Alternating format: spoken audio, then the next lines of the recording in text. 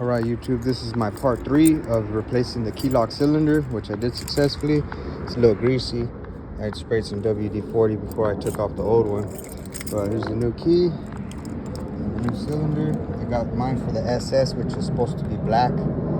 Try not to get the chrome ones if you got the SS, because if you know about the SS's, that's how you can tell it's real, not a clone, is it got all the black trim, and also by the VIN number, because there's a lot of clones out there.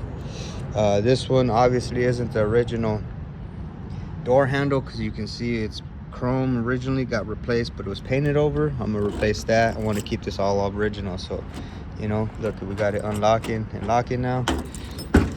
Wasn't too difficult to replace. I don't know if you can see, I got that new one put in right there. So you just got to there's this horseshoe clip. You got that big one right there. So one thing I wanted to add too, if you can use the original parts like the clips and everything that came with the car, I recommend doing that, because the aftermarket ones, they're not exactly the same. And you know about these cars, you want to keep it as original as possible.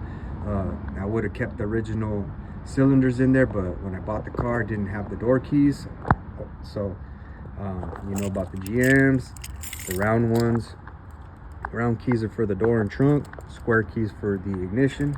So the only thing I really replaced was that cylinder lock, and I used the original OG clips. So got that on there. It wasn't too hard, just got to have some patience and the right tools, and you know, you get it done little by little. So that's part 3 of the replacing the key lock cylinder.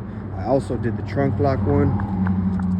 I'll make a separate video on that one. It wasn't that difficult as well. So as long as you can get it open, mine has the trunk release button in the dash, so I popped it open. This isn't the original interior. When I bought it, it didn't have no interior, so I picked this up a few years ago on Marketplace. I know it looks very rough. I got to put everything together, but everything's all there. If anybody got the original sail panels for the back for the SS, you know, they got the opera lights on the back quarter panel. I'd like to originally get the bucket seats. I got the floor shifter still, you know, I want to put restore it to its original factory stock look. So that's part 3 of the key lock cylinder replacement.